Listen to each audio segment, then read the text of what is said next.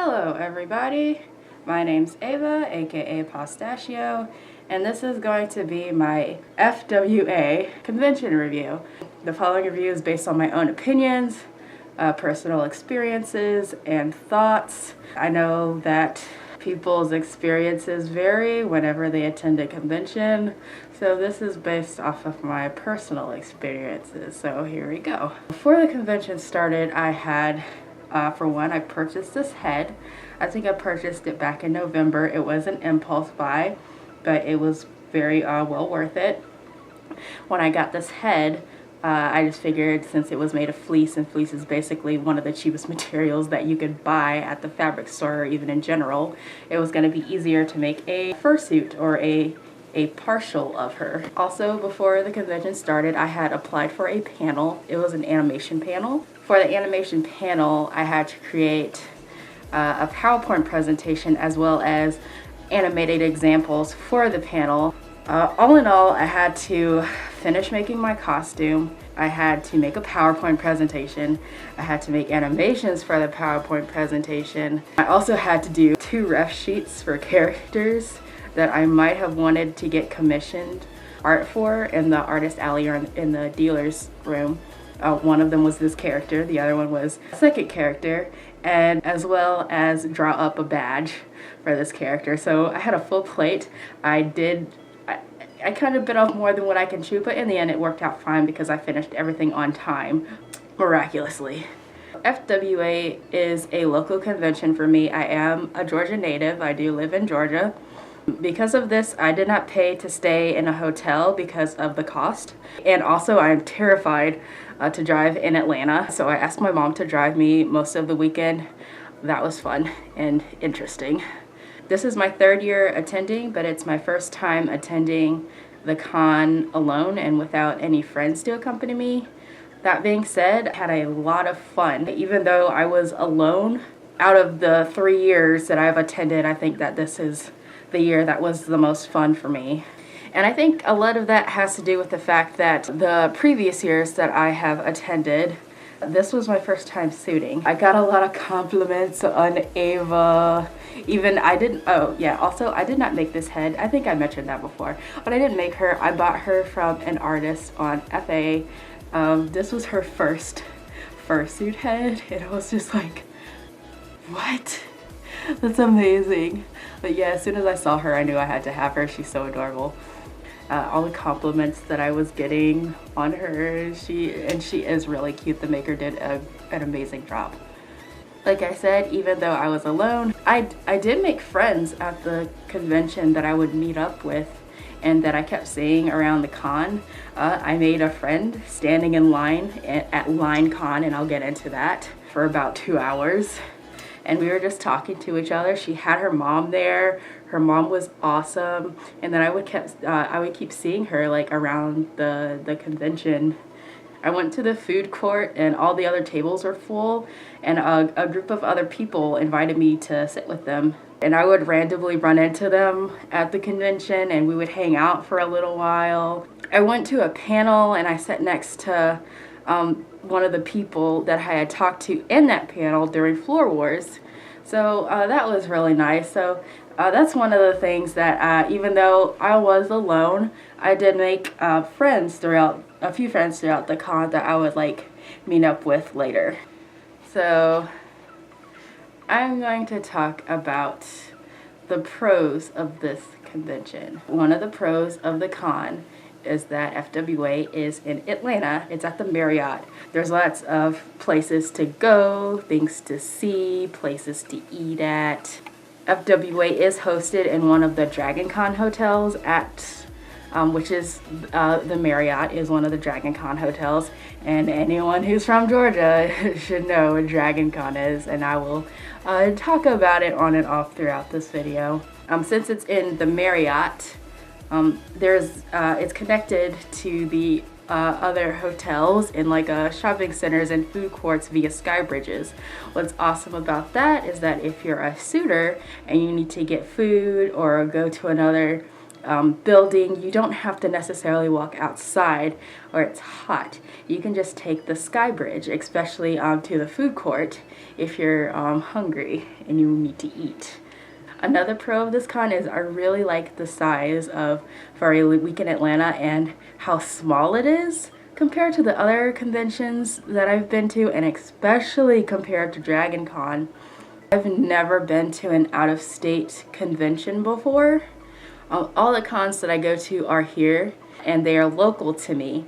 That being said, I only attend 4 cons each year. I know that there are other smaller cons in Georgia, but for me personally, I only attend 4. Out of all the cons that I attend per year, FWA is the smallest. I really like that about the con because it's like a breath of fresh air after going to like these big conventions throughout the year that you're tired and there's like a lot of people everywhere and you're just tired of seeing people. FWA is the first con I go to. It's the first con of the year that I go to. The 3 other conventions that I go to are MomoCon, AWA, and Dragon Con. Just for comparison, I'm going to tell you how many people attend these conventions each year just so you can get an idea about how small it is compared to the other cons. So FWA for 2018, the attendance was around 5,193. MomoCon, which is the second convention that I go to, MomoCon is in May and it's still April. Since these cons occur later in the year, these are statistics from the previous year because they haven't even happened yet. But MomoCon last year had 31,000 people. AWA slightly edged out MomoCon, it had 31,500. And Dragon Con of last year, the biggest con, I think it's one of the biggest cons in the South, had 80,000 people. So yeah, that's a huge difference compared to little FWA, which had 5,000-ish attendees this year. And that was awesome. One of the reasons that I kept running into the same people was because the con is much smaller and it's more intimate. You keep seeing the same people over and over again, which is awesome. With Dragon Con, it's so crowded you can't even walk. The lines for panels are so long. You have to line up hours early, and depending on the panel or the event, the lines are so long that they wrap around buildings.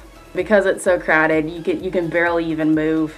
Yeah, so you can forget. That being said, you can forget about taking those sky bridges. Like nobody wants to go outside to walk to the next building.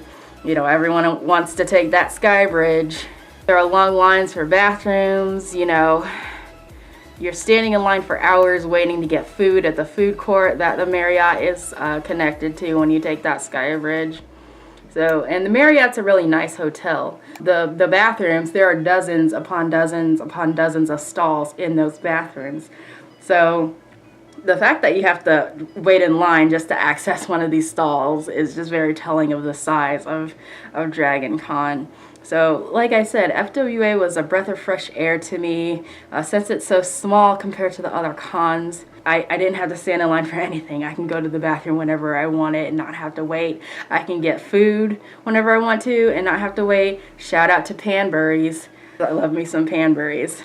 Yeah, the only line that I really had to wait for or to line up early for was the dance comp and the Floor Wars, but that's it. Another pro for this con is I was hosting a panel and the con staff were really nice.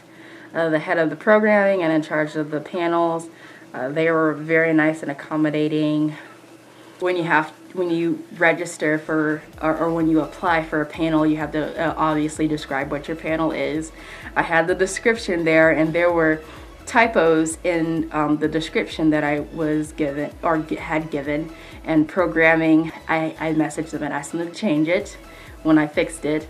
But after I fixed it, there was another typo and I messaged them again, and they were gracious enough to fix it for me again, which is awesome. They were very patient with me and they were very nice. Since my mom was bringing me back and forth to the big convention since I was too scared to drive in Atlanta because it's like a suicide mission for me, I needed to use her laptop for my presentation for the panel. So I debated whether I should drive myself to keep it in the trunk of the car or come back and get it before the panel starts. But then I would have to worry about walking the streets alone and more or less in suit. God, talking is exhausting. So the programming and the con staff were awesome enough to let me keep my mom's laptop behind their counter until the panel started and all throughout the day until I had to go home. Like, they were so awesome. I liked everyone's attitude, the staff, and just the people at the con in general. I didn't come across anyone rude or mean. Everyone's really nice and chill. I didn't take as many pictures as I wanted because I was in costume, and most of the time it was hard for me to whip up my camera because of these guys. But that's okay. I did get a few pictures with my favorite suitors and some cool people. Now for the cons of the con. I know that I said a pro of the con is that it's in ATL. A con of the con is that it's also in Atlanta. To me, this is just my personal opinion. Atlanta's a very weird, dirty, grimy, grungy city. I don't recommend that you walk the streets alone. Have somebody with you. Yeah, just have a buddy walk with you, especially if you're here for a convention. Since Dragon Con is so huge, there are people all around you, like all the time. Since FWA is smaller, that's not necessarily the case. If you ever want to go out to eat or something that's not in the Marriott, or that you have to take a skybridge to get to, and you just want to go to a restaurant somewhere, I would advise going with somebody. In Atlanta, the homeless population is pretty high. Even when my mom was dropping me off at the doors, like literally at the doors of the hotel. And the Marriott is really nice. There are people, there are like chauffeurs around and everything. There is a homeless guy, and I don't have anything against homeless people. I try to give out, I try to help out whenever and wherever I can. But it was the last day of the con. Like, I didn't have any money left, not even for myself. And he was just out there asking for money, which God bless him, but I just didn't have any money to give him.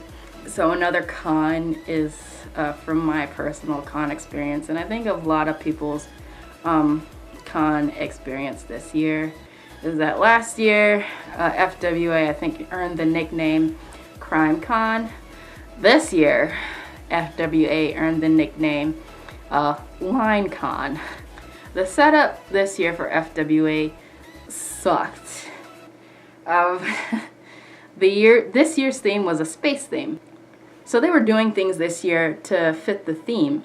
And in my personal opinion, because they were trying to do these things that set up like the ambiance of the theme, that was one of the biggest downfalls of this year's con. It did not go well. The past 2 years I've attended FWA, I was in and out of the registration line in like 10 minutes. This year, FWA was nicknamed Line Con because the registration line was so long.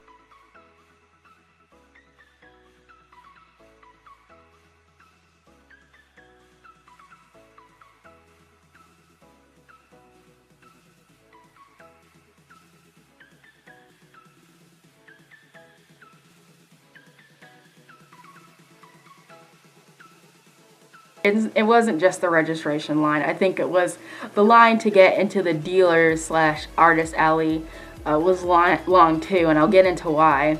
I've been going to Dragon Cons where the lines for panels snake around the inside and the outside of buildings. The maximum time I've waited in a line for a panel at Dragon Con was 3 to 4 hours. That being said, the past couple of years that I've been going to Dragon Con, the maximum time I've waited in the registration line to get my badge and go about my day was probably 15 minutes.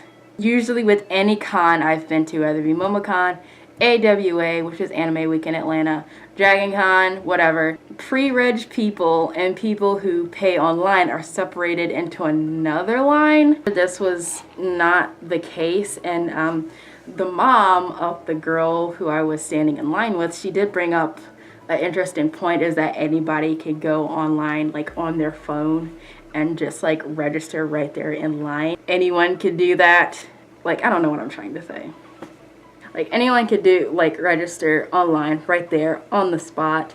So if anyone can do that, it doesn't really make a sense to split it up into two lines. Like, the guy behind us literally said that he registered in the parking lot.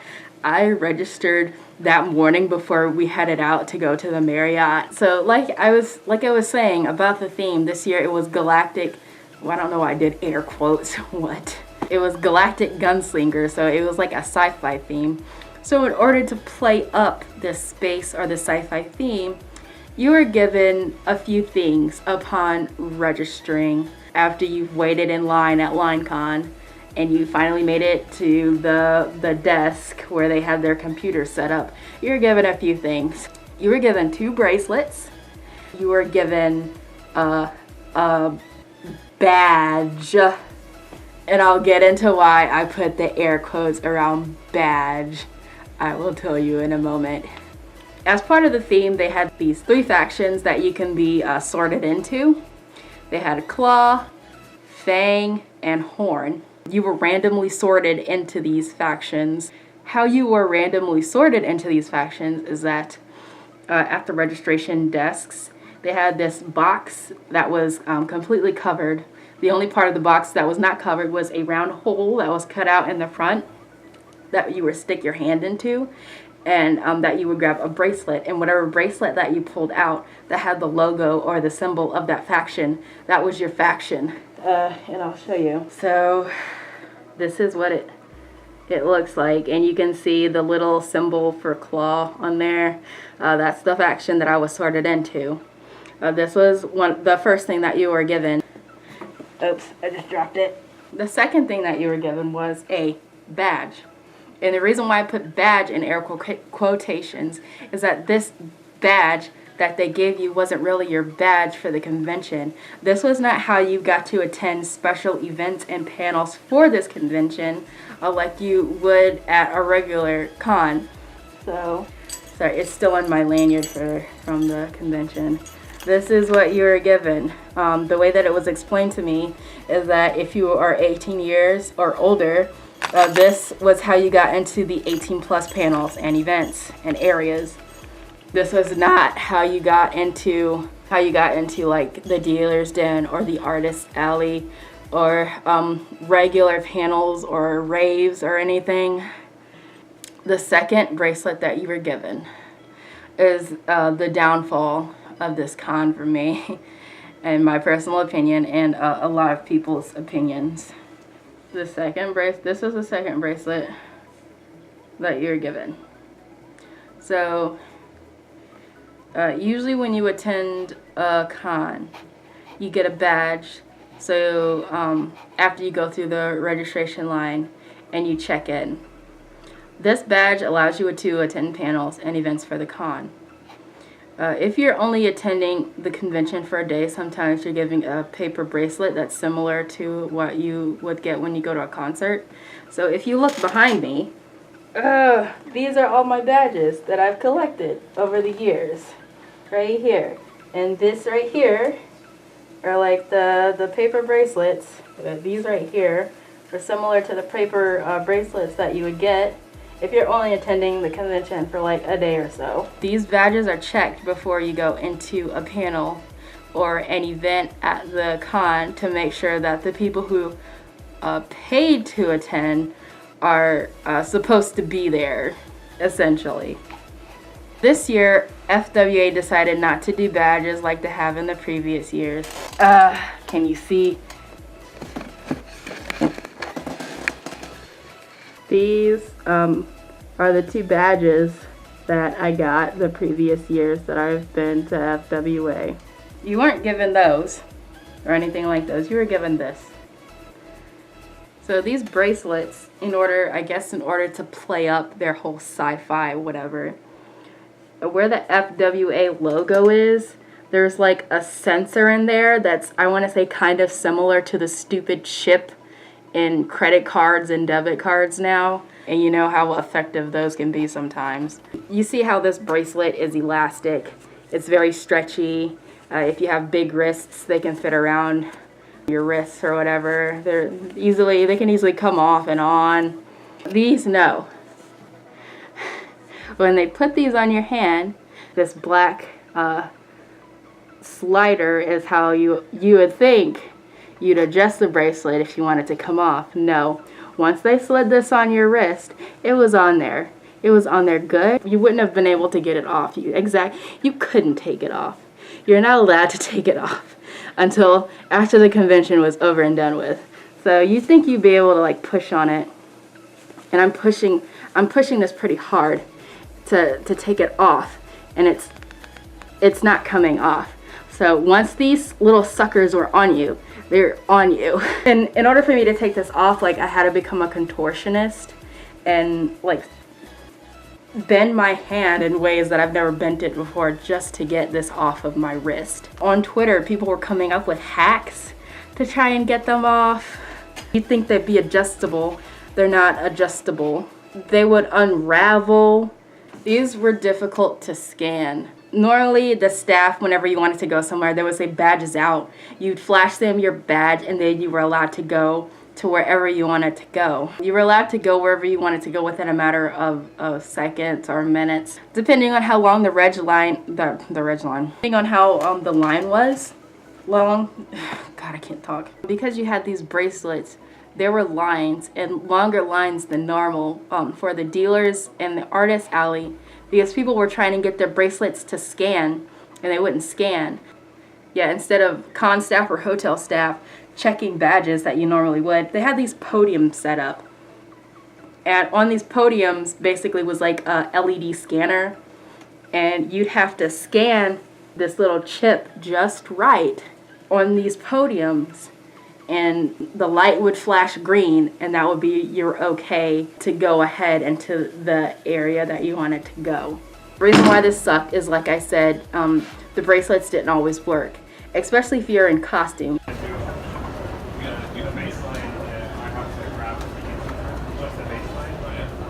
I can't find it anywhere else, but I really want to play it.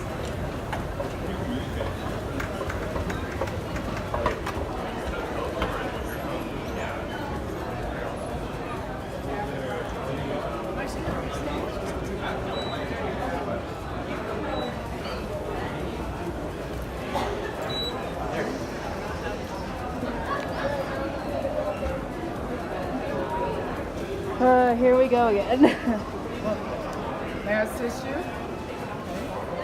There it is, right there. There you go. Thank you. Hey, who does need help? You'd have these fursuiters walking around in costume with hand paws and arm sleeves, and the bracelets would be here. You'd have to like take your hands off and parts of your costume off just to get them to scan and ruin the magic. I was told that they would scan through fur. I'm not even wearing fur, this is fleece. And it didn't work for me, so I can just imagine how difficult it was for people who actually were in fur suits. Even when I was out of suit, I wanted to get into the artist alley. I just had on a jacket, and I was trying to get it to scan, and it wouldn't scan. Yeah, sometimes I would forget that I was wearing this bracelet. After I would go down to where the headless clown was, and I would put my arm sleeves back on, make it down to the dealers. By the time that I realized, oh, I need to scan this stupid bracelet, whenever I put my arm sleeves on, the bracelet would roll up my arm. So I had to like fiddle with it just to get it down my sleeve and around my wrist, facing the right way so that I could scan it. Even the staff was fed up with these bracelets. I was walking down to the dealers, and I had overheard hotel staff say, and I quote, "This is a bad idea. It has potential, but it needs work." See, even the con staff were tired of it. They just started after a while because I had to host my panel. I was spending a lot of time, and I wanted to go to panels as well. I was spending a lot of time in the programming area. The guy, he knew me by now, so he was just waving people through after a while because he was just so fed up of these stupid bracelets not scanning. He's like, "You're wearing the bracelet, you're good, go on ahead." This would have been it would have been a much better idea if the chip had been placed inside, like maybe somewhere inside this badge instead of this bracelet, like similar to what a credit card or a debit card, where the chip is placed inside the card and you just scan it on the podium that way. Yeah, that's just my opinion. I think everyone's opinion, especially from what I've seen on Twitter, was that the chips were not a good idea. Another con of the con is that I didn't stay as long as I would have liked, since my mom driving me back and forth for certain days, pretty much the whole entire weekend, that she wanted to be home by a certain time, so she had to pick me up by a certain time. And I didn't get to do things that I wanted to do. Like, I wanted to go to some of the raves, a couple of after dark panels, but because she wanted to be home and didn't want to be out so late, that she had to come and pick me up. So that was a personal reason, or a personal issue. I also had a lot of downtime, even though I had made a few friends.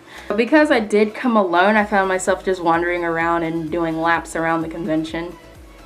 Yeah, and in the Headless Lounge, there were these kids just throwing around this guy's hand paws. This guy who was just chasing these kids, I guess they were playing, but you can tell that he was sort of fed up with it after having his hand paws just like tossed back and forth. It was like a game of keep away that these kids were playing with this guy and his hand paws, and he had a fox suit on. Eventually he got them back, but I came up to him, I was like, do you know them? And he's like, no. And I was like, well, are they bothering you? He said, well, if they do it again, it's going to be an issue. And I was like, okay, if that's the case, then I'll step in and I'll tell them to stop. Luckily, they didn't. These suits are expensive if you pay for them.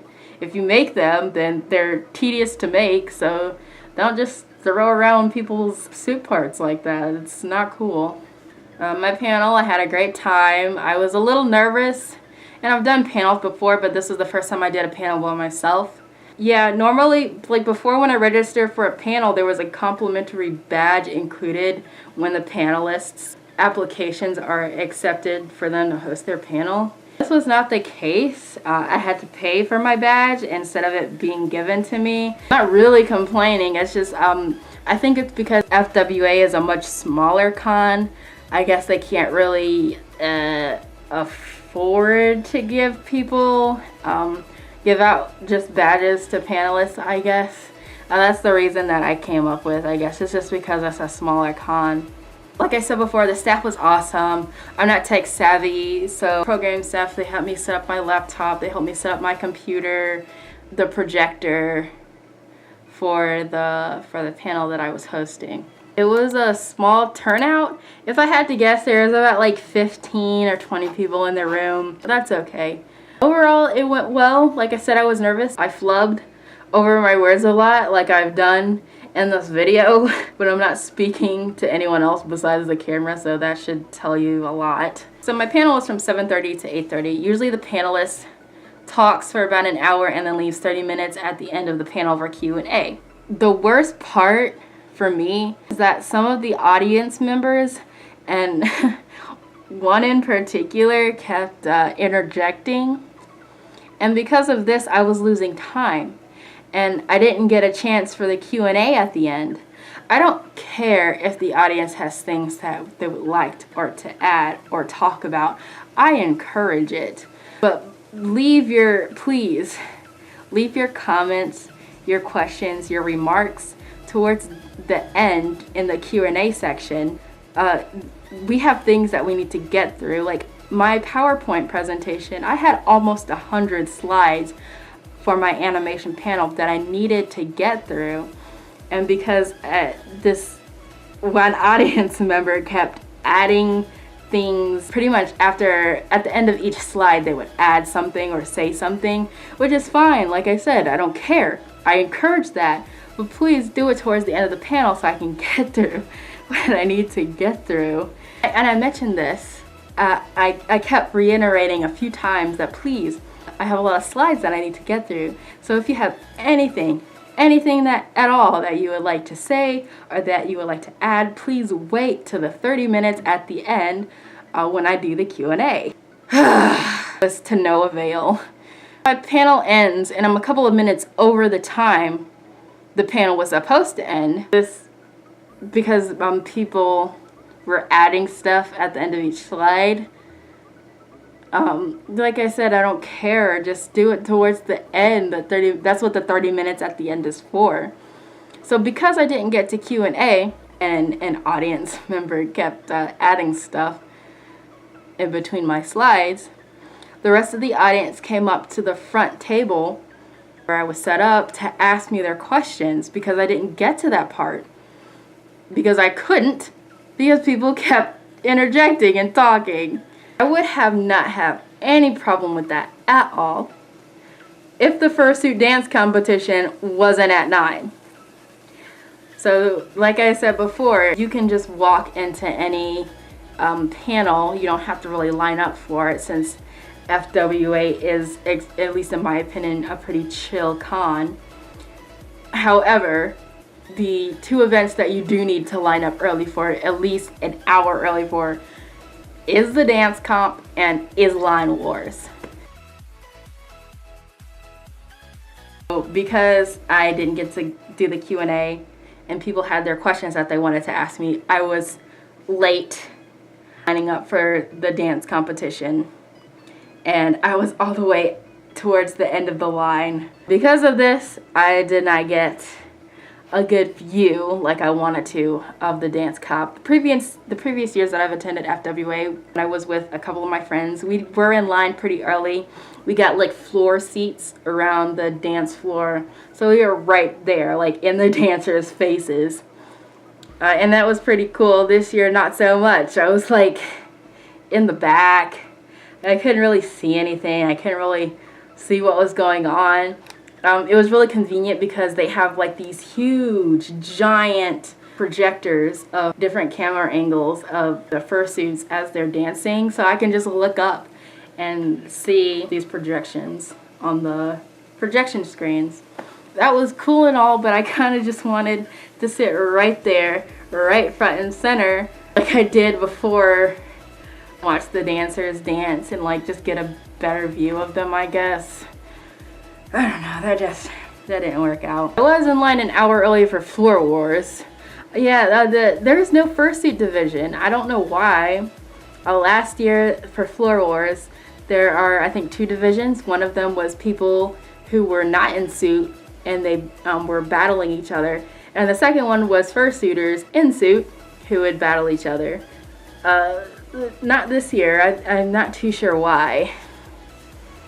Well, those were my horror stories. They're just nitpicky things, especially compared to other people's horror stories I saw on Twitter. Like like people were getting harassed. There were certain shining individuals in the hotel lobby of the Marriott doing very suggestive things. Pop play. Other than that, I had a great con. This was the most fun that I've had at an FWA. This was just my personal experience and my personal opinions on FWA for this year. I know that some people out there didn't have a great time, but I'm very humbled by everyone complimenting me.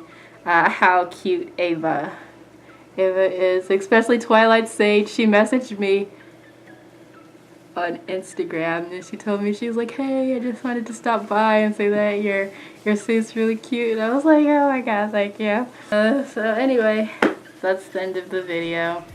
If you like what I did, you can comment, give it a thumbs up, subscribe. We'll be posting more videos. I do have a con haul video that I want to do of the things that I bought at FWA, so yeah, stay tuned for that. Yeah, bye bye.